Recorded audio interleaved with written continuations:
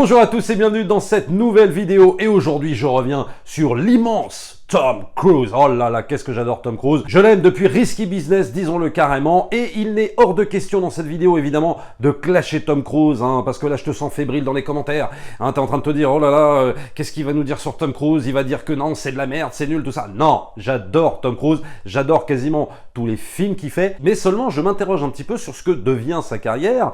C'est pour ça que je dis acteur ou cascadeur, parce que tout simplement, depuis un certain temps, on voit beaucoup de cascades archi spectaculaires de Tom Cruise, qu'il réalise lui-même bien évidemment, et donc je m'interroge sur le fait, est-ce qu'il n'est pas en train de devenir un petit peu plus cascadeur que comédien? Alors tout est parti d'un tweet de l'équipe du film du dernier Mission Impossible 7, où il montrait en fait la dernière cascade de Tom Cruise lors du premier jour de tournage en Norvège, où le mec est à moto, il se lance depuis une rampe installée en haut d'une falaise, avant de se jeter dans le vide et terminer en parapente.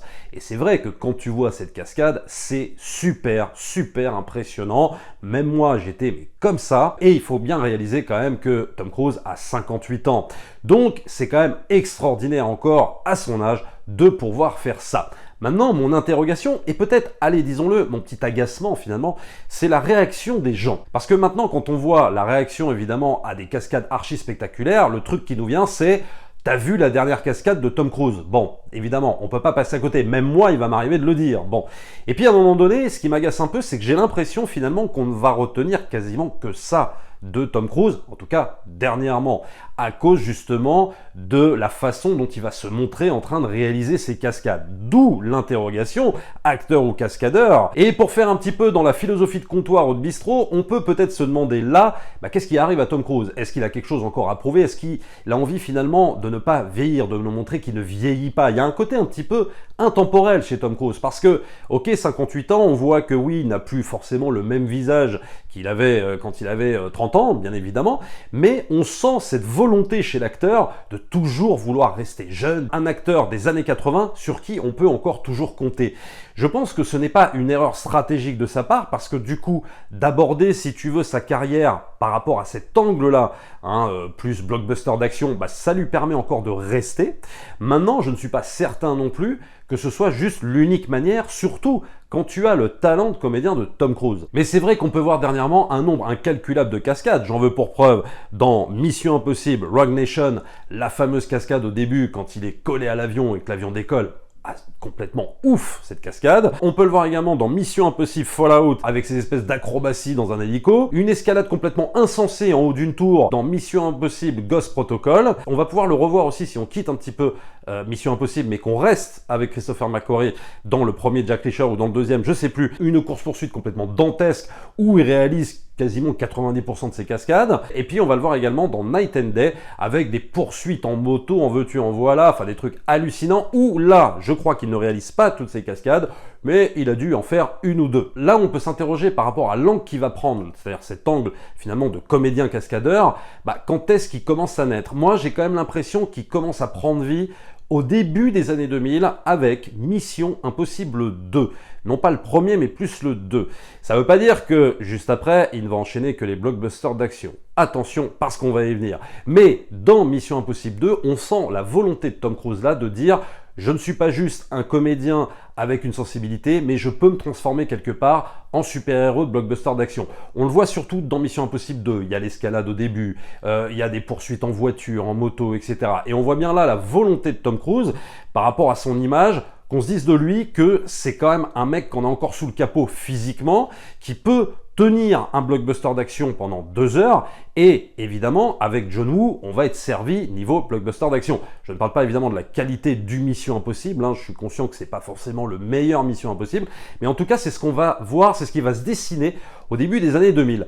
Mais là où c'est un petit peu trompeur, c'est que juste après Mission Impossible, tu vas avoir quasiment une décennie de films hyper intéressants, avec Tom Cruise, où Tom Cruise choisit judicieusement ses scénarios, où il va tourner encore avec les plus grands, notamment 2 films avec Spielberg, si je prends par exemple Minority Report et je prends La Guerre des Mondes, où là, il arrive encore à exploiter ses talents de comédien et voilà le comédien. On va voir évidemment le grandiose Vanilla Sky, où là, il exploite encore plus ses talents de comédien avec un putain de scénario, et on en reparlera, croyez-moi, dans une vidéo prochainement. Il y a évidemment Le Dernier Samouraï de Edward Zwick, où encore une fois, il exploite ses talents de comédien. Ne parlons même pas de Collatéral de Michael Mann, où là, vraiment, t'as l'impression limite que tu peux lui donner un Oscar. Tu as Lion et Agneau, et tu as Valkyrie de Bryan Singer. Donc on voit bien que là, c'est une décennie où Tom Cruise commence, attention, je dis bien commence, à aborder ses rôles avec l'angle blockbuster d'action en même temps que le drame intimiste. C'est-à-dire que on a La Guerre des Mondes, on a Minority Report,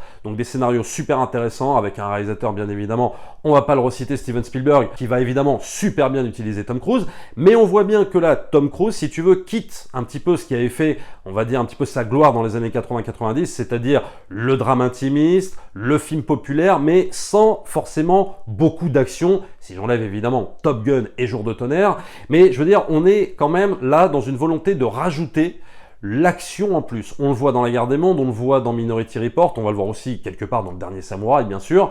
On va mélanger ces deux genres, mais on n'est pas totalement dans le délire cascadeur qui va aborder bien après. Et puis le film, pour moi, qui va complètement enfoncer le clou par rapport à l'angle de cascadeur qu'il va aborder, eh ben c'est pas le Mission Impossible finalement, c'est le film Night and Day. On va dire que c'est une comédie policière d'action avec beaucoup de cascades, avec beaucoup de passages très spectaculaire, notamment aussi avec Cameron Diaz. Et là, on voit bien que dans Night and Day, mais on s'en rend pas vraiment compte au moment où on regarde le film, mais on se dit, ah ouais, putain, Tom Cruise, là, ok, non seulement c'est un excellent comédien, mais en plus, c'est un mec qui sait vraiment, en tant que comédien, gérer des scènes d'action hyper spectaculaires. Et pour moi, Night and Day, ça va être le début, en fait, de cette décennie où il va enchaîner, notamment plusieurs Missions Impossibles, où il va prouver beaucoup son talent de cascadeur. Puisque après, on verra Mission Impossible Protocole Fantôme, donc qui va intervenir après le Mission Impossible 3 de J.J. Abrams, mais qui lui intervenait dans la décennie d'avant. On va avoir aussi Jack Reacher de Christopher McQuarrie. Alors attention qu'on se comprenne bien, quand je cite ces films, je dis pas que les scénarios sont pourris et tout ça, parce que les Missions Impossibles sont d'une efficacité redoutable, en termes scénaristiques, en termes de réal, moi c'est pas ça que je remets en cause. Et même j'ai envie de te dire que je prends un plaisir dingue de voir ces Missions Impossibles, vraiment. Mais je dis juste que là, il y a vraiment une volonté de la part de Tom Cruise d'aller dans le côté « je suis un surhomme ». Je suis un mec qui peut absolument tout faire. Je peux aller encore plus loin que ce que vous avez vu dans le cinéma en termes de cascade, quoi. Il y a vraiment ce côté vraiment surhomme qu'il a envie de montrer bien plus qu'avant. Ça veut pas dire que les films sont pétés. Attention. Il va y avoir un Oblivion. Bon, moi, je suis pas très convaincu par ce film. J'ai pas vraiment adhéré. Et surtout, il va y avoir un film que j'adore, Edge of Tomorrow de Doug Liman, qui va reprendre un petit peu le concept d'Un jour sans fin, mais en mode SF avec des aliens et tout ça, qui est un film hyper efficace, même sur le scénario il est efficace, même le jeu d'acteur de Tom Cruise il est très bon, mais on est là encore complètement dans le gros blockbuster d'action où Tom Cruise joue des muscles, quoi, vraiment. Et puis après on repart avec un Mission Impossible Rogue Nation, où là encore c'est des cascades, même si le scénario est très bon, et je remets pas ça en cause une fois de plus. Après on va avoir le deuxième Jack Reacher, où il montre encore qu'il en a sous le capot physiquement. On va avoir un Barry Seal encore de Doug Liman, que moi pas un film que j'adore, mais disons que voilà, je trouve que Tom Cruise fait le boulot, l'histoire est assez intéressante, originale, mais c'est le film en lui-même que je trouve pas dingue non plus. Mais disons que Tom Cruise, même s'il montre encore ses talents de comédien, on est encore aussi dans le gros cinéma d'action. Et puis évidemment, on terminera par le Mission Impossible Fallout, d'un point de vue cascade qui est quand même archi impressionnant. Moi, quand j'ai vu les séquences, je veux dire, dans Paris à moto et tout ça, j'en revenais pas de ce que je voyais, quoi. Et il est clair qu'il a fait une majorité de cascades. Je dis pas qu'il a tout fait, mais en tout cas, il a fait énormément de cascades sur ce film. Et quand on voit l'avenir de Tom Cruise, finalement, de ce point de vue-là, eh bien, on va aller finalement dans ce sens-là, puisque on aura la suite de Top Gun, donc Top Gun Maverick, et donc sont annoncés donc le fameux Mission Impossible 7 qui est en tournage, et même peut-être le 8, qui est certainement prévu. Et donc là, on se rend bien compte qu'on est très loin de, par exemple, de films comme Magnolia. Hein, je sais pas si tu as vu Magnolia, mais il faut absolument que tu le vois. Magnolia, pour moi, c'est la dernière grande performance de Tom Cruise en tant que comédien. On n'est pas du tout dans le cinéma d'action. On est dans le film de Paul Thomas Anderson, qui est pour moi peut-être son meilleur film.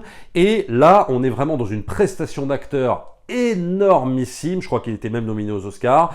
Il l'a pas gagné, parce que je crois qu'il a gagné aucun Oscar, Tom Cruise. C'est quand même bizarre. Et le truc, c'est qu'on voit bien que là, maintenant, dans cette partie de sa carrière, on est quand même très loin des années 80, des années 90, voire même des années 2000, où en fait Tom Cruise, on se rend bien compte qu'il a tourné avec les plus grands. C'est-à-dire qu'il a tourné avec Spielberg, il a tourné avec De Palma, il a tourné avec Kubrick, il a tourné des hommes d'honneur avec Rob Reiner. Bref, si tu veux, Tom Cruise, c'est quelqu'un, j'ai envie de te dire, qui n'a plus rien à prouver. Et c'est d'ailleurs peut-être pour ça qu'il entame ce début de fin de carrière, j'ai envie de dire, de cette façon-là. Parce qu'il se dit, bah maintenant en tant que comédien, voilà, c'est fini. Mais moi, personnellement, c'est là où je voulais en venir, qu'est-ce que j'aimerais retrouver? Des rôles peut-être un peu moins basés sur l'action, et retrouver les rôles où il savait composer, où il savait faire rire, où il savait faire pleurer, où il savait émouvoir, il savait absolument tout faire, Tom Cruise. C'est un acteur phénoménal qui donne de sa personne. Revois Né un 4 juillet, tu vas voir un peu la performance. Enfin, je veux dire, c'est un acteur pour moi total, c'est l'acteur complet. Et là où on peut pas le comparer, par exemple, à un Schwarzenegger, bien sûr, même maintenant, dans le sens où même quand il fait du cinéma d'action, il est bien meilleur acteur, si tu veux, qu'un Schwarzenegger, ou alors qu'un The Rock, ou je sais pas quoi. C'est d'une autre qualité, si tu veux. Mais il est peut-être un petit peu victime, si tu veux, de son délire de cascade permanent, de montrer que c'est un très très bon cascadeur. Mais c'est vrai que moi j'aimerais bien le revoir dans des rôles, je sais pas, par exemple à la Jerry Maguire. Jerry Maguire, c'est pas du cinéma d'action, c'est du quotidien, c'est du drame. Ce personnage qu'il arrive à camper, de cet homme qui essaye de se reconstruire et qui n'y arrive pas, et qui va mettre du temps, et ça va être une galère et tout.